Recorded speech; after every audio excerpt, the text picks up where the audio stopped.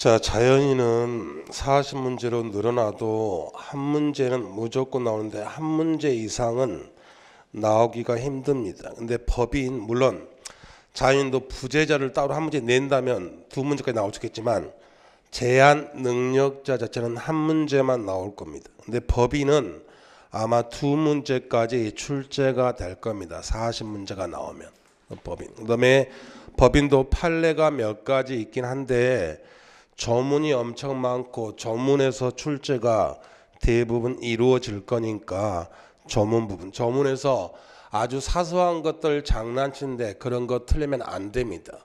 그 부분을 좀 정리하시는데, 자 1번 사단법인 갑하고 대표이사 을 옳은 걸 모두 고른다.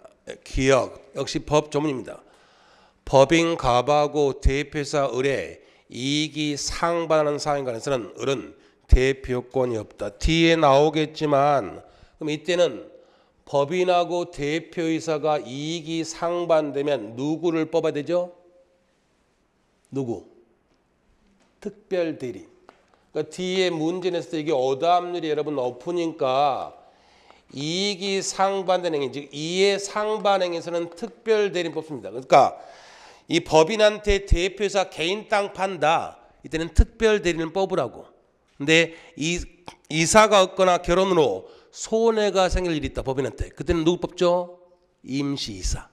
그다음에 이사 선임에서 가처분 돼가지고 이게 서로 다퉈진다. 이때는 직무대행자. 그러니까 언제 이 사람들을 뽑는지 그거를 나눠서 여러분 시험이 났을 때 어담률이 생각보다 높으니까. 그래서 기억에 이때는 특별대리인을 뽑는다. 64조. 그래서 기억 맞는 거고. 자, 여러분 박스형 문제 풀 때는 항상 지금부터 여러분들이 연습을 하시라고. 박스형 문제 풀 때는 지문을 다 보고 박스로 가는 게 아니고 여기서 내가 아는 게 나왔네. 아, 대표는 없다. 옳은 건데 딱 기억이 맞습니다. 그럼 바로 항상 오지선다로 내려가라고. 기억은 들어가야 된다고. 그러면 기억이 안 들어간 거 일단 지우시라고. 이렇게 문제를 푸시면 나중에 지문을 다 보지 않고 빠르게 문제를 다 풀 수가 있답니다. 이렇게 하시고 니은 갑의 정관에 이사의 해임사에 관한 규정이 있는 경우 갑은 을의 중대한 의무만 등 특별한 사정이 없는 한 정관에서 정하지 않은 사유로 을을 해임할 수 없다. 판례 맞는 겁니다. 자, 정관의 해임 사유를 정하면 그걸로만 해임할 수 있지 그게 아니라면 특별한 사정이 없는 한 다른 사유로는 해임이 안 됩니다. 판례 원문. 그래서 니은도 들어가야 됩니다.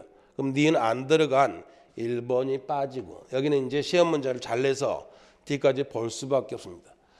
D것도 시험에 잘 나오죠. 을이 대표이사 을이 병에게 대표자로서 모든 권한을 포괄적으로 임했다. 자, 법에 있습니다.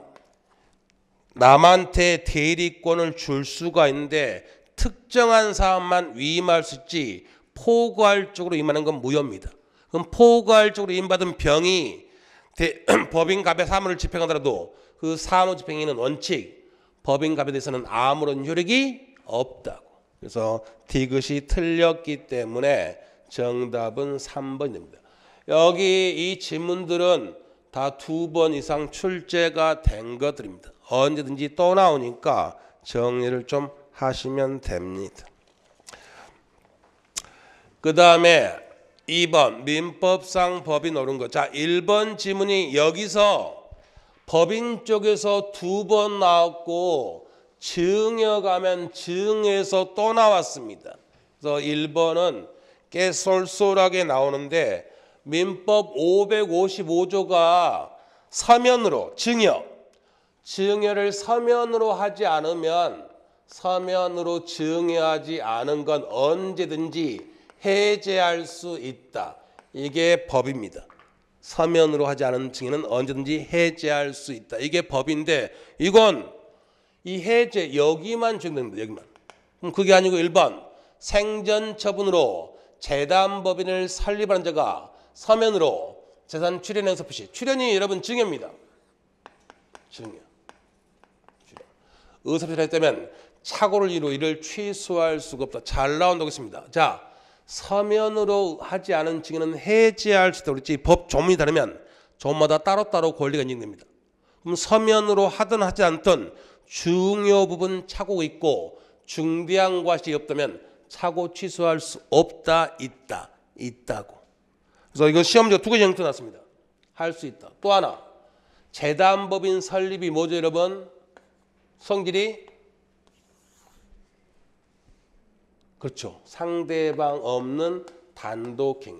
그럼 뒤에 가서 하겠지만 유언유증 재단법인 설립 소유권 포기가 상대방 없는 단독행위라고. 그래서 여러분 시험 다른 시험 아니고 여러분 시험 기출 질문이 또 하나 나왔던 게 재단법인 설립은 상대방 없는 단독행위라서 착오 취소가 안 된다고 한번 나왔거든요. 착오 취소할 수 있다 없다? 있다고. 요건만 갖추면 착오 취소할 수 있다. 그래서 두 개. 재단법인 설립 증이라도 서면하지 않아도 취소할 수 있고 상대방 없는 단독행위도 마찬가지. 요것만 갖추면 취소할 수 있습니다.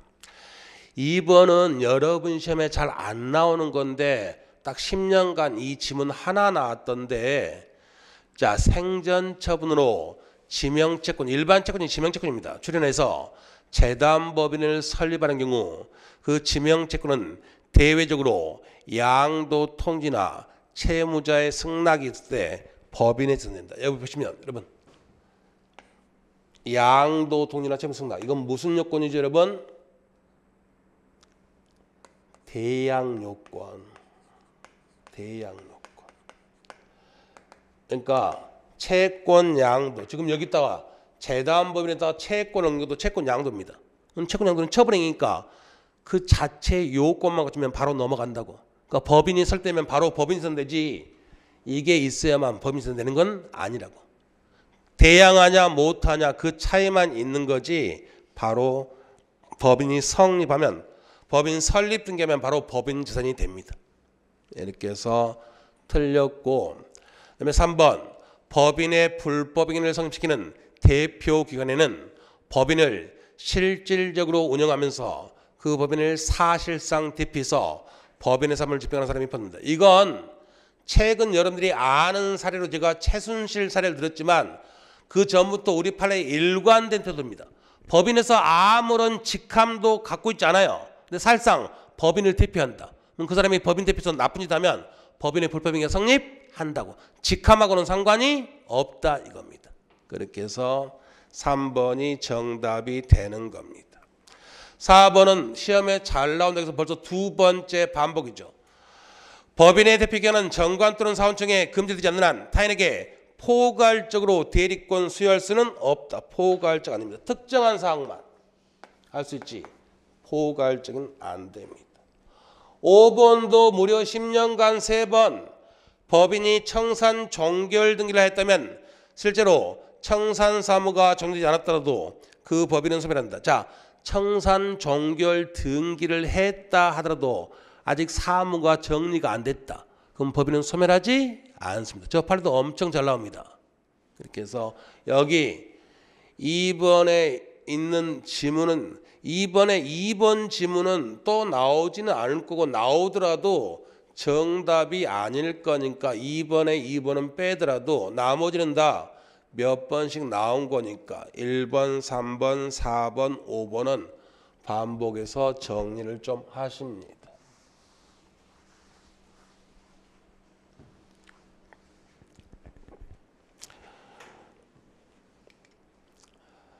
자, 3번의 정답은 이건 왜 정답으로 냈는지 잘 모르겠는데 3번 민법상 법인 옳은 거 1번 사단법인의 정관의 법적 성질은 자치법규다. 자, 저건 학자들이 싸웁니다. 정관은 계약이다.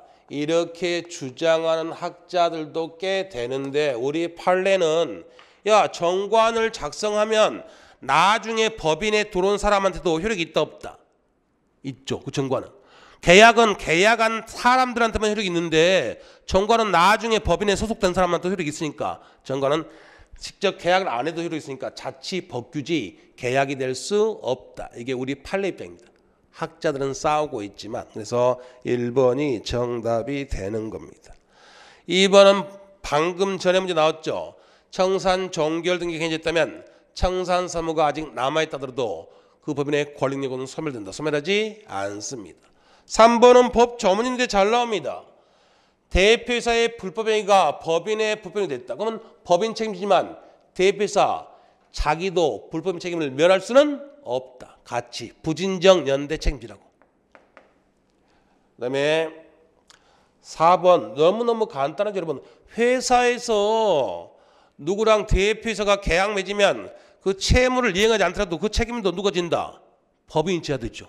당연히. 그래서 4번 법인의 대표권을 가진 자가 한 법률행위는 성립상 효과만 법인에게 기소할 뿐 그 위반 효과인 채무 불이행 책임까지 법인에게 기소하는 것은 아니다. 당연히 채무 불이행 책임도 법인에게 기소해야죠. 안 그러면 누가 법인과 계약하지 않습니다. 모든 책임은 다 법인한테 가는 겁니다. 그 다음에 5번 사단법인 사원의 지위는 원칙 양도나 상속할 수가 없는데 이건 임의규정. 그래서 우리 판례는 정관이나 관행, 규약 이런 거 있으면 관행도 마찬가지. 이런 거 있으면 양도, 상속 다 할 수 있다. 원칙은 안 되는데 정관, 규약, 관행이 있으면 양도, 상속할 수 있다. 이게 우리 판례 입장입니다. 그래서 답은 1번인데 여기 앞에서 중요하다고 봤던 거 2번, 그 다음에 3번, 이거 4번은 기초니까 뭐 2번, 3번은 다시 복습하시. 5번도 법조문 자체만 시험에는 꽤 나옵니다. 2번, 3번, 5번 정도만 복습을 하시면 됩니다. 자, 4번 같은 문제는 너무너무 쉬운 문제죠. 말 바꾸는 법조문 쭉 써놨습니다. 1번 법인의 옳지 않은 거. 법인은 이사를 드린다. 자, 법조문 자체로 이사를 드린다. 이렇게 내기도 하고 이사는 법인의 무슨 기간? 필수 기간. 이렇게 내기도 하고. 자, 2번은 원칙. 사단법인의 사원의 지위는 양 또는 상속이 될 수 없다. 이게 원칙이고. 3번 법인은 정관 또는 총회 일위로 감사를 둘 수 있다. 그러면 이것도 둘 수 있다니까. 감사는 무슨 기간? 임의기간. 둘 수도 있고 안 둘 수도 있습니다. 이렇게 나오기도 합니다. 4번 같은 거 여러분 생각보다 많이 틀렸다고. 4번 주무관청은 이해관계인의 청구에서 임시사를 선임한다. 자, 임시사나 특별대리는 누가 선임하는 거죠? 법원. 주무관청은 여러분 업무를 감독하는 것뿐이고 사람을 뽑는 건 법원에서 하는 겁니다. 법원. 자, 5번이 여러분 시험에 생각보다 적게 나왔더라고. 자, 5번은 딱 구별, 다른 시험에 잘 나오는데 왜 적게 나오는지 모르겠는데 여러분 봅시다. 이사 대표권 제한. 여러분 법조문 장난치니까 조심하십니다. 여러분 시험에는 안 냈지만 장난을. 이사 대표권 제한은 정관에 기재하지 않으면 유효, 무효입니다. 두 개 구별하시라고 여러분. 이사 대표권 제한은 정관에 기재하지 않으면 무효가 됩니다. 그리고 구별하실 게 이거 5번. 이사 대표권 제한은 등기하지 않으면 제3자에게 대항하지 못한다. 그래서 정관에 기재하지 않으면 무효고 등기하지 않으면 제3자한테 대항하지 못한다. 법조문 나눠서 정리하시라고. 대표권 제한. 정관에 기재하지 않으면 무효고 등기하지 않으면 제3자에게 대항하지 못한다. 그래서 여러분 41조 가보십니다. 41조 법조문. 법조문 41조 가시면 60조랑 딱 비교하시면 되니까. 법조문 41조 가시면 이사의 대표권에 대한 제한은 이를 정관에 기재하지 아니하면 그 효력이 없다고. 그러니까 41조하고 60조를 구별하시라고. 정관에 기재하지 않으면 무효고 그다음에 등기하지 않으면 제3자에 대항하지 못한다. 이게 차이가 있다는 거. 법조문. 그렇게 해서 정답은 4번이 되는 거고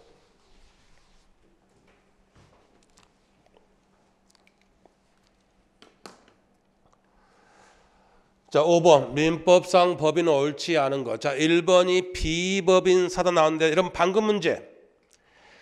자, 비법인 사단은 민법의 법인에 있는 모든 규정을 다 준용 갖다 씁니다. 다만 비법인 사단은 등기가 안 되니까 이거 등기할 수 없는 거 대표권 제한 이것만 비법인 사단의 유추적용이 안 돼요. 이것 빼고 나머지는 몰라도 다 유추적용한다. 이렇게 풀어버리면 시험지 너무 쉽게 푼다고. 등기를 못하니까 대표권 제한 등기 이것만 유추적용을 못합니다. 못하고 나머지는 모든 거 나와도 다 무조건 법인 규정은 비법인 사단에 준용할 수 유추적용할 수 있다고. 그래서 뒤 해설에 보면 또 해놨을 텐데 명심하시면 돼요. 그래서 1번 보시면 비법인 사단의 대표자가 직무관에서 타인에게 손해를 간 경우 그 비법인 사단은 당연히 손해를 배상하라고. 법인의 불법행위 35조 그대로 같았으니까 똑같이 책임을 지라 이겁니다. 이렇게 해서 정리하시면 되고 2번 대표권이 없는 이사는 법인의 대표권이 아니기 때문에 그의 행위로 인해서 법인의 불법행위가 성립하지 않는다. 당연한 겁니다. 법조문. 그래서 대표권이 없는 사람이 사고 쳤다. 그러면 걔 사고 친애랑 그 의결에 찬성한 사람들이 같이 책임지지 법인은 책임지지 않습니다.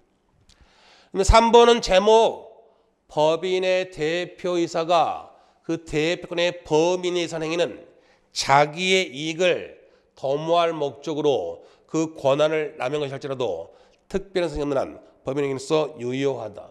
이거 제목이 뭐죠 여러분? 대표권 남용. 대표권 남용은 대리권 남용하고 똑같아요. 원칙 법인이 책임을 진다. 좀 이따가 대리 파트 가가지고 상세하게 설명을 드릴 텐데 대표남은 법인이 책임을 집니다. 그 다음에 법인하고 이사관계는 위임이고 여러분들이 위임을 기억하시라고. 법인하고 이사관계는 위임계약하고 똑같다. 유사하다고. 그러면 위임계약에서 언제든지 위임계약 해지할 수 있다 없다. 이게 원칙이라고.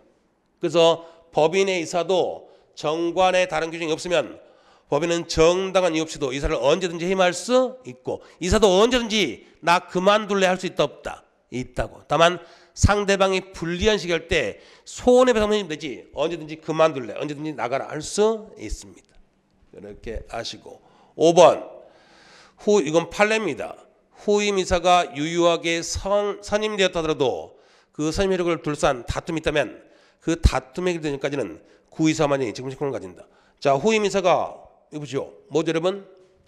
유효하게 선임되었다고. 그럼 다툼이 있다 하더라도 이 이사가 업무를 수행하는 거지 구이사만이 업무를 수행한다고 할 권한이 있다고 할 수는 없다. 이게 판례.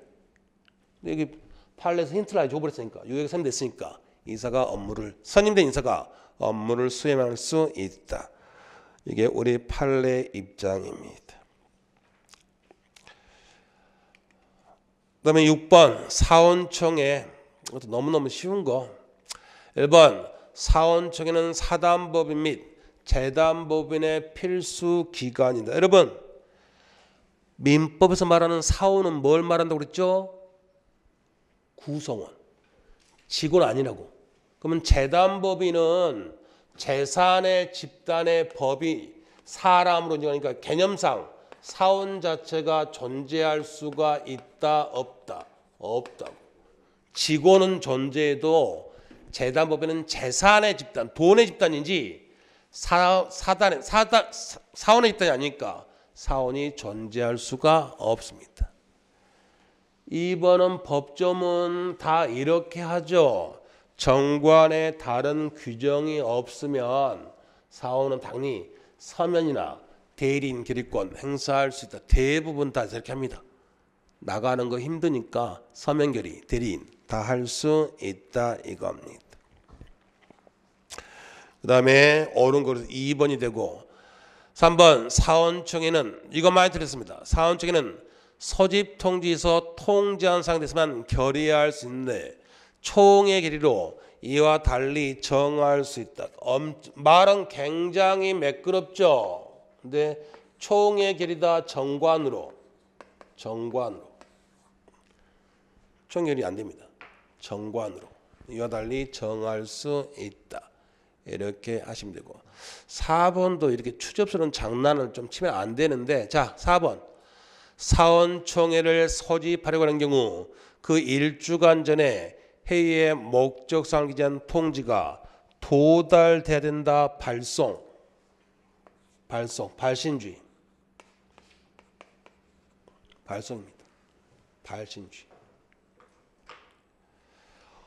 5번 임시총회 소집을 요구할 수 있는 사원수는 원칙 5분의 1인데 정관으로 증감할 수 있습니다. 그래서 사원총회가 중요해서 냈다기보다는 한 번쯤은 내야 되니까 이 시기에 낸 겁니다. 그래서 큰 문제로는 안 나올 거고 그냥 관련 지문으로 한두 개 정도 나올 수가 있으니까 그거 정리를 좀 하시면 됩니다.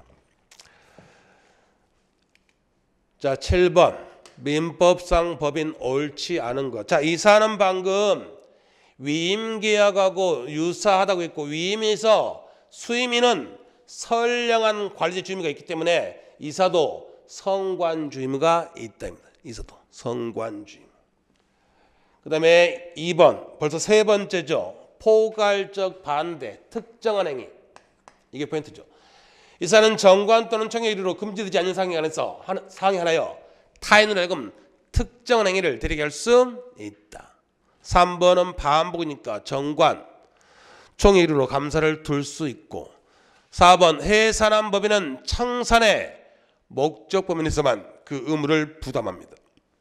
5번 이것도 엄청 틀렸습니다. 이걸 안 해줬네. 자 보시면 5번 이사가 없거나 결혼이 있는 경우에 이로 인해서 손해 생길 염려가 있을 때는 법원은 이해관계인이나 검사청에서 특별 대리인을 세운다. 이때는 누구를 선임한다? 임시이사.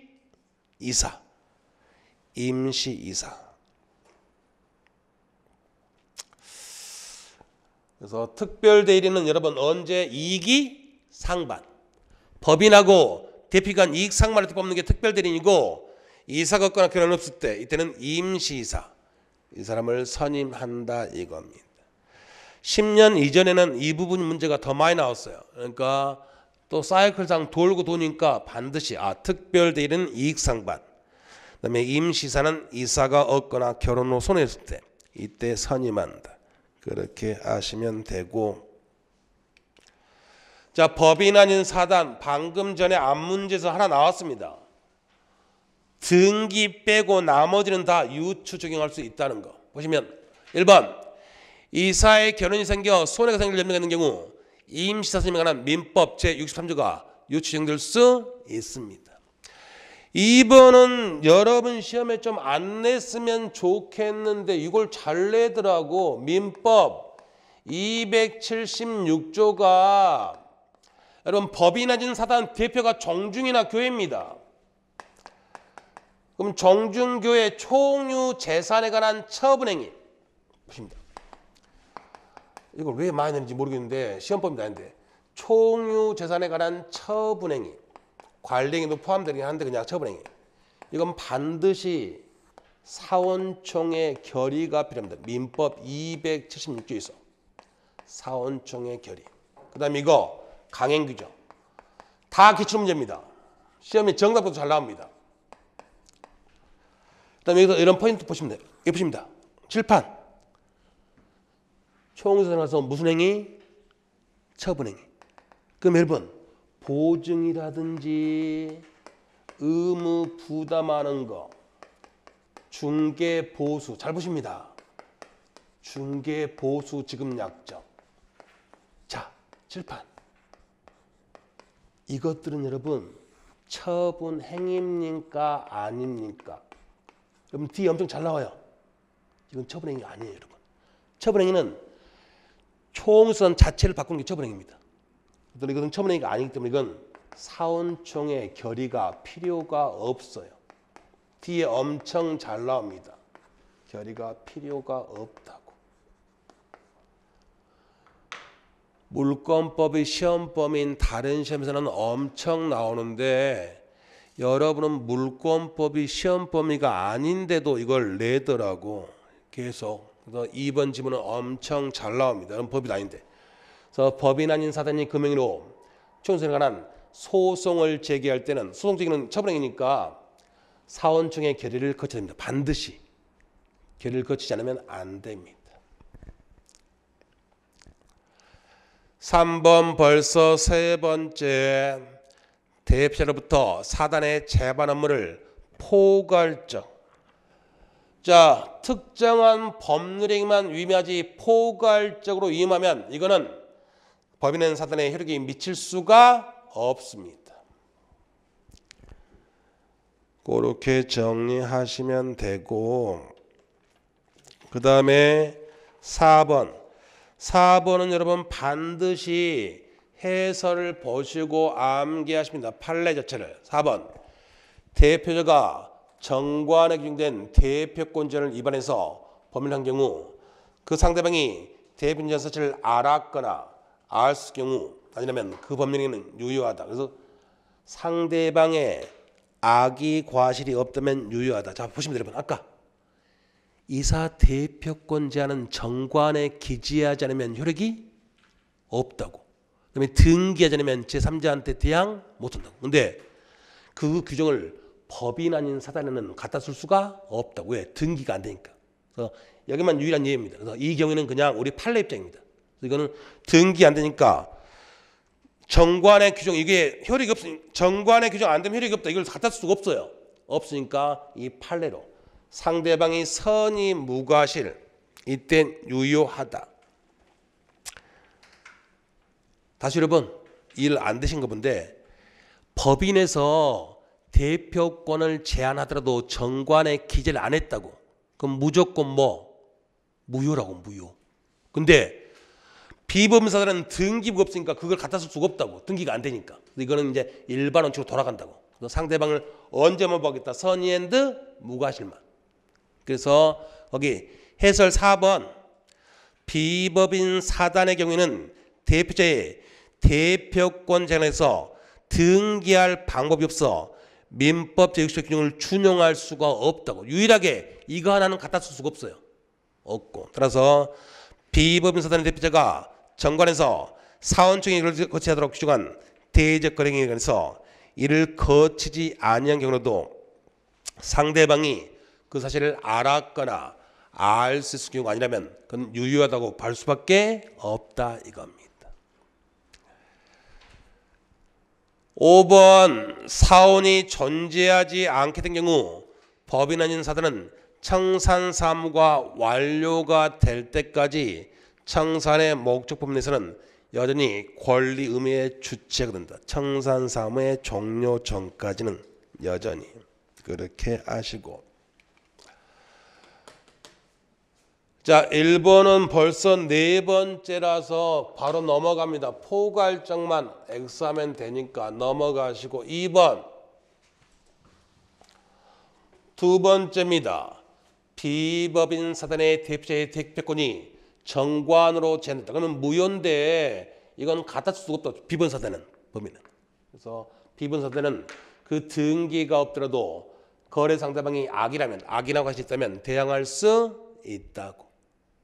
확인할 수 있으면. 3번 법인의 불법이 재관한 민법 35조 1항. 그러면 비법인사는 유추정된다고. 그래서 이 2번 빼고는 나머지는 다 유추한다고. 4번이 교회인데 이거를 해설을 잘 안 하던데 시험에 2008년 전압 판결이고 다른 시험에 나왔다가 이제는 안 나오는데 세 가지 보십니다. 여러분 핵심 포인트가 세 가지니까 교회 분열은 인정이 된다 안 된다? 안 됩니다. 그러면 원칙 나머지 총유 재산은 누가 사용합니까 하면 원칙 잔존 교인들의 총유. 다시 한번 칠판에 2부는 그냥 끝내겠구나. 근데 예외는 탈퇴 교인들의 총입니다. 탈퇴 교인들의 총유. 언제입니까 하면 3분의 2 이상의 찬성으로 탈퇴할 때. 칠판 보십니다. 갑이라는 교회가 있는데 여기에 목사님이 두 분이에요. A라는 목사와 B라는 목사. 후임으로 B라는 목사가 와서 목사님이 두 분인데 나중에 목사님끼리 싸웠네. 그러니까 교인들도 A 목사를 따르는 쪽하고 B 목사를 따르는 쪽에서 같이 붙어 싸우게 됐습니다. 이 싸우게 됐는데 여기서 B 목사 쪽에서 플러스 교인들이 이 교회를 집단 탈퇴했습니다. 그럼 집단 탈퇴하면 저 교회는 누가 사형수일 거냐 해서 예전 우리 판례 입장이 판례는 여러분 종교 관련된 재판 하기 싫어요. 그래서 예전 판례가 그러면 이 교회는 A 목사와 교인들, B 목사 교인들이 예전처럼 그대로 써라. 그래서 교회 분열을 인정했습니다. 근데 교회 분열을 인정하면 뭐냐면 A 목사, B 목사 쪽 다 쓸 수 있다면 이거는 문제결이 됐습니까? 안 됐습니까? 안 됐죠. 예배 보는 날 새벽마다 먼저 나가서 예배 보려고 싸웁니다. 너무 분쟁이 심하니까 이제 우리 판례가 바뀌어서 교회 분열은 인정하지 않겠다는 겁니다. 무조건 한쪽만 쓰게 해주겠다는 겁니다. 한쪽만. 그럼 누가 씁니까 하면 교회를 개별적 탈퇴하든 집단 탈퇴든 내가 교회 다니다가 불교로 개종했다. 그럼 종종 교회 물건 교회는 더 이상 사용할 수가 없다고. 우리 판례는 개별 탈퇴든 집단 탈퇴든 탈퇴한 사람들은 더 이상 교회를 못 쓰니까 원칙은 남은 사람들 잔종 교인들이 뭐하라고? 총유. 근데 이 비목사와 교인들이 교인층에서 3분의 2 이상의 찬성으로 탈퇴했다. 그럼 쪽수 우열. 이때는 비목사와 교인들이 탈퇴 교인들이 총유하라. 이게 판례 결론입니다. 그래서 4번 보시면 비법인 사당 그냥 교회입니다. 교회 구성원들이 집단적으로 탈퇴하면 두 개의 비법인 사단으로 분열되고 이미 여기서 틀렸습니다. 절대로 분열을 인정한다 안 한다? 안 한다고. 이미 여기서 틀렸고. 그다음에 이때 각 비법인 사단은 종전의 재산을 구성수 비율로 총유한다. 이게 예전 판례 때입니다. 예전 판례. 총유할 수 없다. 원칙은 누구? 잔정교인. 예외 탈퇴교인 3분의 2. 이렇게 해서 정리하시고.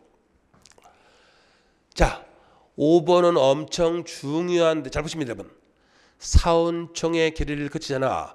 모의가 되는 비법인 사단의 대표자의 총유물 처분행위. 자, 여러분 아까 민법 276조 총유물을 처분하려면 다 사원총회를 거치라고. 이건 무슨 규정?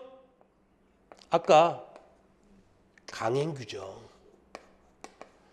그럼 여러분 표현대리는 거래 안전을 보호하기 위해서 무권대리니만 본인과 합리가 책임지라는 거예요. 그러면 표현대리가 적용되려면 그게 법 질서를 위반하면 안 되죠.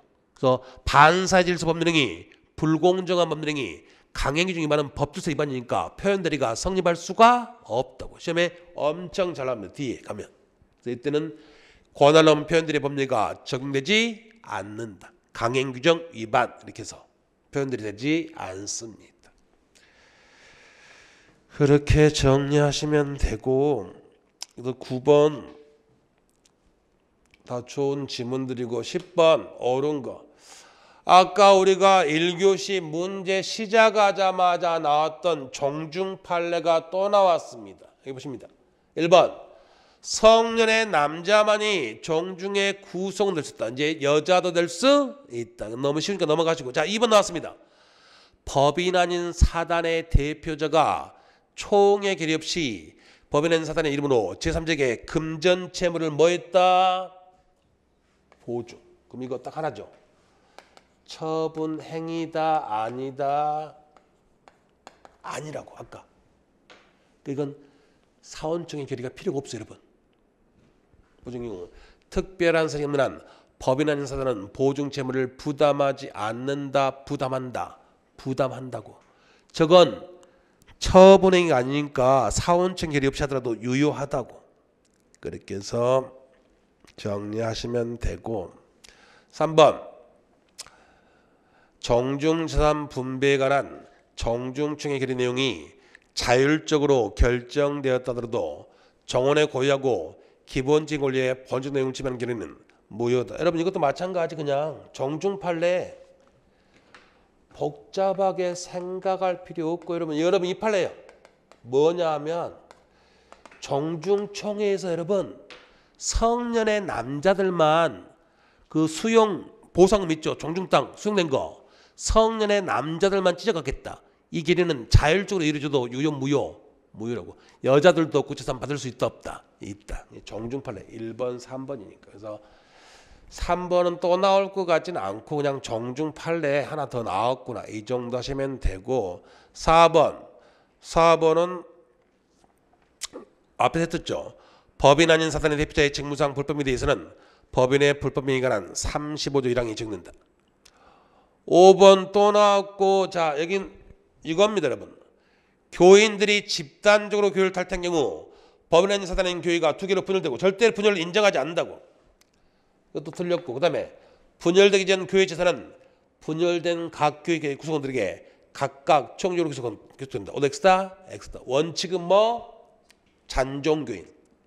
3분의 2에서 찬성이 있으면 탈퇴교인들. 무조건 한쪽한테 주지 양쪽 다한테 주지는 않습니다. 그렇게 정리하시고 자 권리의 객체 이 부분이 법조문이 4개가 있는데 여러분 시험이 물권법이 시험 범위가 아닌데 이 부분을 이용해서 여러분 시험 범위도 안 되는 걸 굉장히 많이 출제를 했더라고요. 그래서 어쩔 수 없습니다. 수험생은 약자니까 내면 그 부분은 공부할 수밖에 없습니다. 자, 주물종물 권리객체 어려운 거. 자, 기억은 너무 많이 나와가지고 여러분 제가 몇 개를 뺐는데도 엄청 나옵니다. 이거 10년간 무려 6번. 법조문입니다. 주물과 종물은 원칙적으로 누구? 동일한 소유자. 다른 사람 거면 안 됩니다.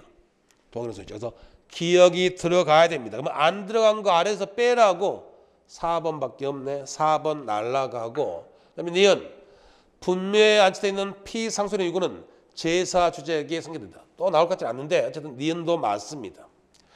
그 다음에 정작 채권법 가서는 이 지문을 잘 안 내는데 여기서 엄청 내던데 이건 4번 나왔으니까 채권법에서는 1번 앞쪽에서 3번 나왔으니까 뒤것은 정리됩니다. 자 칠판 587조 법조문인데 하나만 하시면 된다고. 하나만 잡으십니다. 갑이 자기 집을 을한테 팔았어요. 3월 1일 날. 그다음에 3월 31일 날 인도하기로 했는데 집을 넘겨주고 부동산 인도하기로 했는데 현재 이 집은 갑이 병한테 임대차한 겁니다. 그럼 월세가 차임이고 물건의 사용대가니까 법정 과실입니다. 하나만 알아두시면 너무너무 편합니다, 여러분. 그러면 갑이 3월 1일 날 매매했는데 매매 계약이 있은 후에도 아직 인도하지 아니한 이 목적으로 생긴 과실은 매수인 거다 매도인 거다. 매도인 거라고. 민법 587조 매매 계약이 있은 후에도 인도하지 아니한 목적으로 생긴 과실은 매도인 거라고. 매도인 갑의 거. 잘 보십니다. 근데 여기서 갑과의 계약명이 대금 즉가 목적물 인도를 반드시 같은 날 하기로 했습니다. 그러면 보십니다. 을이 3월 1일 날 대금을 완납했다. 예전에는 완납으로 나오다가 요즘은 완제로 나오는데 대금 완제. 그러면 갑이 돈 받아서 돈에서 법정이자 이익이 생긴다고. 이때는 과실 수치를 아직 갑일한테 인도하지 않았다더라도 이때는 과실수치 누가 한다? 매수인. 여러분 객관식표는 요령입니다. 이건 다른 시험도 잘 나와요.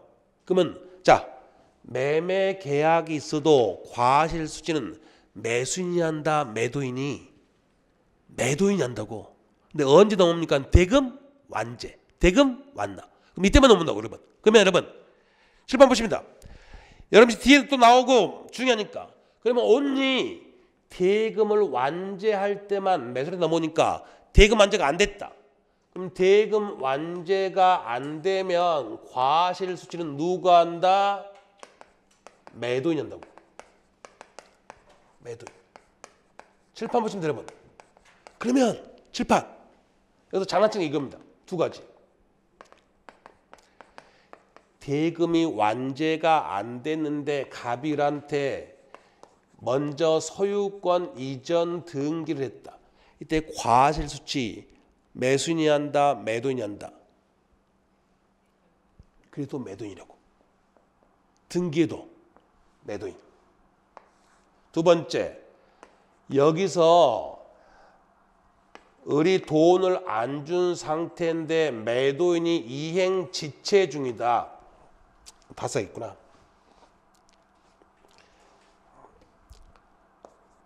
자, 매수인에게 소유권 이전 등기를 해도 돈을 안 주면 매도인이 과실수치한다고.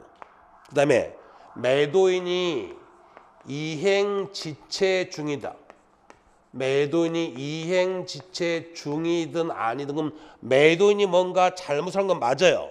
그래도 대금 완제가 안 났다면 과실수치는 누가 한다? 매도인. 그러니까 여러분 온이 언제만 매수인한테 과실수치가 넘어가죠? 대금 완제. 대금 완제란 말이 없으면 절대로 넘어가지 않는다고. 대금이 완납, 완제가 될 때만 넘어갑니다. 이 판례는 원래 다른 시험에도 엄청 잘 나오고 특히 변리사에서도 엄청 많이 나온 판례고. 그래서 칠판 보시면 부동산 매수인이 대금을 뭐 했죠? 완제. 그 부동산이 인도되지 않은 상태에서 그로부터 발생한 과실은 특별한 상이 없는 한 매도인이다, 매수인이다. 매수인. 대금 완제. 이때는 매수인하고. 뒤에 또 나오면 돼요, 여러분. 그러니까 자, 여러분. 매수인 앞으로 등기했네, 안 했네, 매도인이 뭔가 잘못했네, 안 했네, 이거 따진다, 안 따진다. 안 따지고 뭐만? 대금 완납. 대금 완제만. 이거 하나만 따지라고. 이때만 매수인. 그래서 디귿은 틀렸습니다. 그래서 니은도 맞고 디귿은 틀렸기 때문에 정답은 2번이 됐죠. 2번.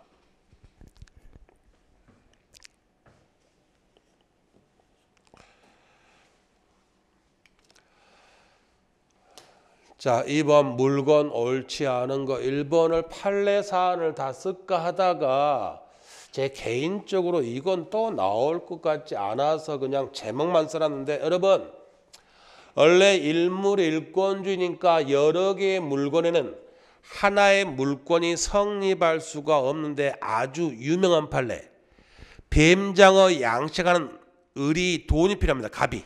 그러니까 금고 가가지고 그 뱀장어 양장에 있는 전체 뱀장어 이걸 양도 담보로 주면서 돈 빌릴 수 있다고. 그래서 뱀장어 판례인데 이 유동집합물 이것도 특정이 가능하다면 뭐가 가능하면 특정 가능하면 하나의 물건이 성립할 수 있다고. 뱀장어 판례.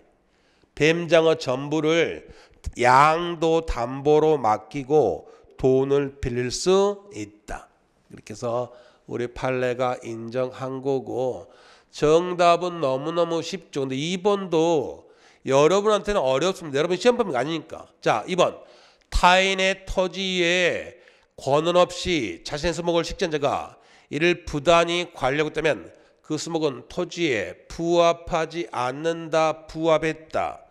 부합했습니다. 그래서 여러분 시험 범위가 아니에요. 여러분 민법 제256조에서 부합이 안 되면 부속인데 부속되려면 이거 권한이 있어야 돼요.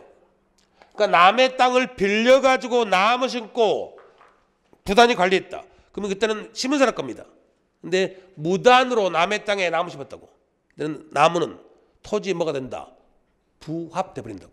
부합. 이 부분 주는데 여러분 시험 범위가 아니에요. 물권법 집례예요. 조문. 근데 이걸 정답으로 내놨더라고요. 그래서 권한이 없으면 부합이 됩니다. 3번은 설명 다 드린 건데 시험범위 아니더라도 명인방법을 갖춘 수목이나 미분리 과실은 독립하여 토지와 별개로서 독립해서 부동산 거래 객체가 될 수 있습니다. 4번은 너무 반복된 거니까 여러분들이 보시고 5번 자, 5번 주물 정물의 법리는 타인소의 토지에 존재하는 건물 소유권과 그 건물에 부재관한 건물 소재의 토지 임차권 사이에도 요청될 수 있다. 이것도요. 원래 여러분 시험법이 아닌데 자 보십니다. 주물에 어떤 권리가 미치면 주물에만 미친다. 정물에도 정물. 이 논리는 주된 권리, 정된 권리도 유추될 수가 있다고. 그래서 5번도 시험에 잘 나오죠. 여러분 시험에도 범위 아닌데. 그래서 가장 대표가 이건데 그냥 여러분 쉽게 무조건 정된 권리도 미친다 이렇게 하시면 됩니다. 자, 을이갑의 토지의 지상권이라 다 써있구나. 여러분 지상권 잘 모르니까 을이갑의 땅의 지상권이라든지 토지를 아니면 임차권으로 빌렸다고 빌리고 나서 을이 여기다가 건물을 신축했습니다.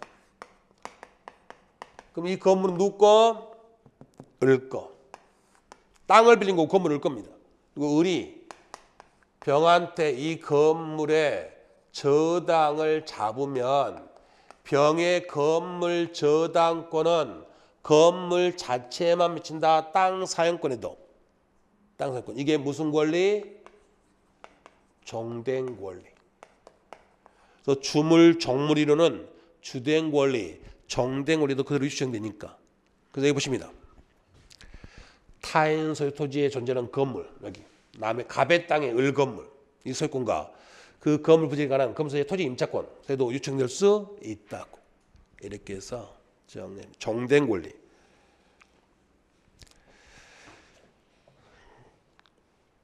그래서 이렇게 꽤 나오는 편이니까 정리하시고 3번은 단순 암기에서 답만 맞히는 거고 답은 중요하지 않고 오히려 나머지가. 자, 1번 주물 소유자의 사용에 공여되고 있더라도 주물 그 자체의 효용과 직접 관계없다. 자, 정물은 주물의 효용을 높이는 거니까 효용과 직접 관련 없다. 이런 정물이 될 수가 없습니다. 그러면 정답은 2번인데 주물 정물 이론은 압류 같은 공법상 처분에는 적용되지 않는다. 여러분 여기도 적용돼야 돼요. 그러니까 농가 창고를 농가 주택과 농가 창고 있습니다. 그럼 농가 주택을 압류하면 뭐까지 압류된 거다? 창고까지. 농가 창고. 그래서 2번이 정답이고, 자, 주물을 처분하면 정물 따라가는데 이것도 시험에 엄청 잘 나옵니다. 근데 임의규정 100조 2항은 그래서 당사자는 주물을 처분할 때 특약으로 정물을 제외하거나 정물만 별도로 처분할 수도 있다고. 이것도 시험에 4번 나왔나? 엄청 나옵니다. 그다음에 4번은 너무 쉽죠. 법정과실은 개념이 물건에 사용될까? 뭐에 사용될까? 물건에 사용될까? 이게 법정과실입니다. 그럼 노동의 대가인 임금, 이거는 물건이 아니고 노무 제공의 대가니까 개념상 법정과실이 될 수가 없습니다. 그래서 임금이나 뭐 특허료 이런 것들은 법정과실이 될 수가 없습니다. 자, 여기 5번 또 나왔습니다. D가 또 나온다고 했습니다. 보시면 여기. 매매 목적물이 인도되지 않았고 매수인도 대금을 뭐 하지 않았죠? 완제. 그러면 대금 안 줬으니까 과실권은 누구한테 있다? 매도인. 대금을 완제한 때만 매수인이 넘어온다고. 나머지는 다 함정이고. 그러면 완제되는 경우 특별한 선생님은 매도인의 자 이행지체 매도인이 뭔가 잘못하고 있다 하더라도 그래도 과실은 누구 거? 매도인 거. 언제만 넘어온다? 대금 완제. 근데 완제가 안 됐으니까 넘어오지 않는다고. 587조. 시험에 D가 또 나오니까 이것도 반드시 정리를 하십니다.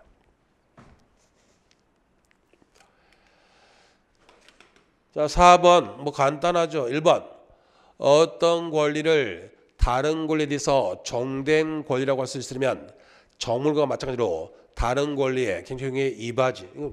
이게 있어야만 건물 소유권을 제대로 쓸 수가 있다. 이바지하는 관계. 맞고. 2번 두 번째입니다. 주물을 처분할 때 당사자의 특약으로 정물을 별도로 처분할 수도 있다고.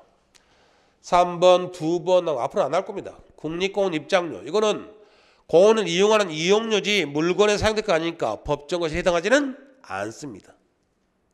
그래서 4번 관리할 수 있는 자연력. 자, 여러분 어려운 거 아니고 또 이건 힘들다 하는 사람도 있던데 관리할 수 있는 자연력도 물건 맞죠? 그다음에 99조가 토지 및 그 정착물이 뭐다?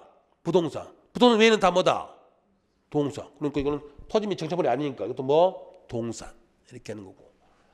5번 아까 했던 거 명인 방법을 갖춘 수목의 경우 토지와 독립된 물건으로서 거래 객체가 될 수 있다 이겁니다. 이렇게 하시면 되고 5번에 1번 사람의 유체 유골은 매장 관리 제사 공양의 대상이 될 수 있는 유체물로서 장자에게 승계된다. 장자다. 제사 주제자. 제사 주제자.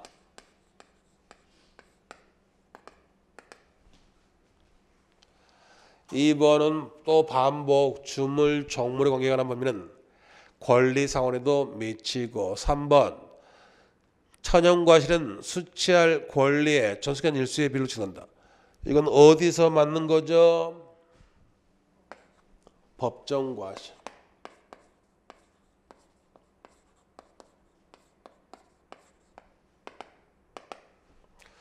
천연과실은 어물로부터 분리될 때 그 권리를 가진 자.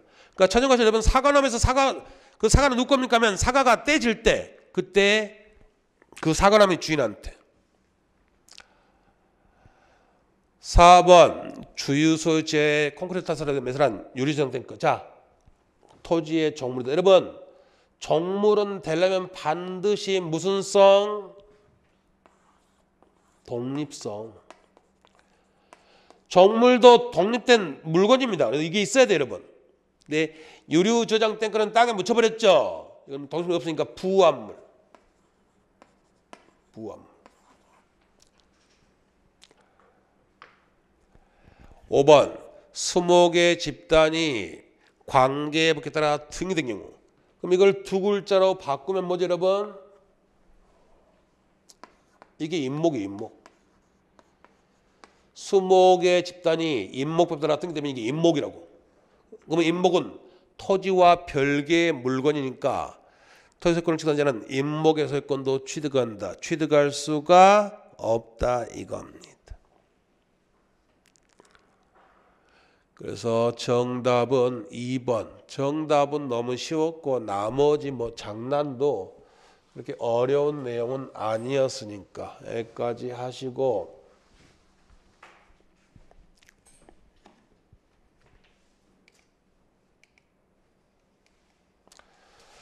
자, 물건의 마지막입니다. 옳지 않은 거 1번 부동산 외의 모든 물건은 다 동산 맞고 임대료.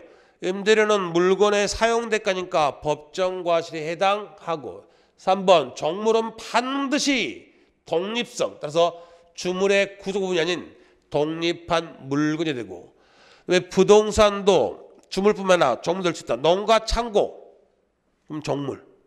그 다음에 5번 주유소의 주유기는 독립된 물건이니까 부합물이 아니고 종물. 주유소의 유류 저장 탱크는 부합물. 그다음에 주유기 총은 종물. 동성이 있으니까. 이렇게 해서 정리하시면 됩니다. 그 다음에 이제 여러분 시험 범위에 먼저 이것부터 1번부터 하시고 40문제로 늘어나면 1번은 간단히 볼 텐데 반사의 질서 법률행위가 이제 매년 한 문제가 출제될 겁니다. 판례들이. 그 좀 더 공부를 좀 더 해야 됩니다. 1번 보시면 강행규정 옳은 거 1번 법률행위가 강행규정에 반하여 무행경우는 언제나 불법 원인 급여에 해당한다. 자, 7번 보십니다. 민법 제103조 746조 불법 원인 급여가 되기 위해서는 그 행위가 선량한 풍속 기타 사회질서에 위반될 때만 불법 원인 급여에 해당합니다. 근데 강행규정 위반을 하더라도 계약이 유효가 되는 경우도 있다 없다. 여러분 중간 생략 등기 세금 탈루 투기 목적 그러면 깜빵 가더라도 등기는 뭐하다? 유효하다고. 그래서 강행 규정 중에서 단속적 위반하면 계약은 다 유효하다고. 그러니까 강행 규정 위반에 대해서 무조건 103점이 되는 것은 아닙니다. 그 다음에 2번 임차인의 비용 상환 청구권, 필요비, 유익비. 이거 임의 규정. 그래서 계약서의 원상 회복, 원상 복구 잡으십니다. 나중에 또 써먹어야 되니까 이거는. 임대차 계약서에 임대차가 끝나면 원상 복구한다. 원상 회복한다. 이걸 써버리면 우리 판례는 임차인이 비용 상환 청구권을 포기했다고 간주합니다. 포기로 간주. 비용 상환 청구권 임의 규정. 3번 시험에 뒤에 가면 어마어마하게 나옵니다. 왜 이렇게 많이 냈는지 모르겠는데 엄청나게 나오던데 세 가지. 방금 칠판에 했던 거 반사회 질서 법률행위 103조 같이 써놓으십니다. 시험이 너무 많이 나오니까. 두 번째 불공정한 법률행위 104조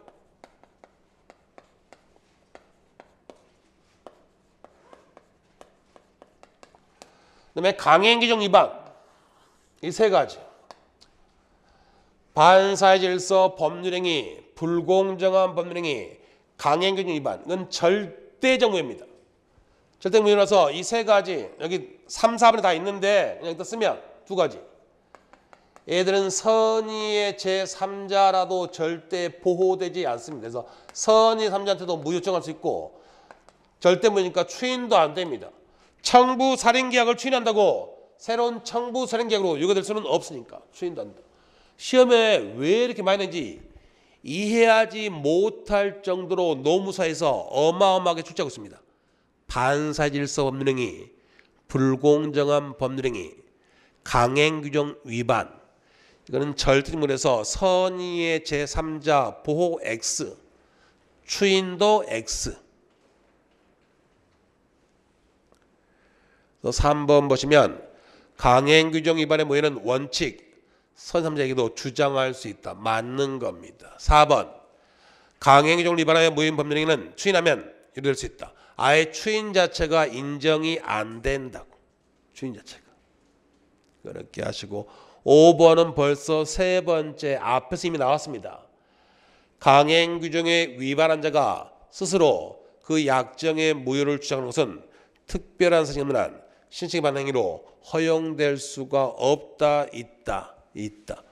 청부 살인계약 맺은 사람이 그건 무효 주장하는 건 인정해 줘야지 그걸 막을 수는 없다고. 그래서 이건 3번 나왔던 거 10년간. 그래서 정답은 3번이 됩니다. 3번. 그 다음에 반사회 질서 법률행위 10분 쉬었다가 정리하도록 하겠습니다.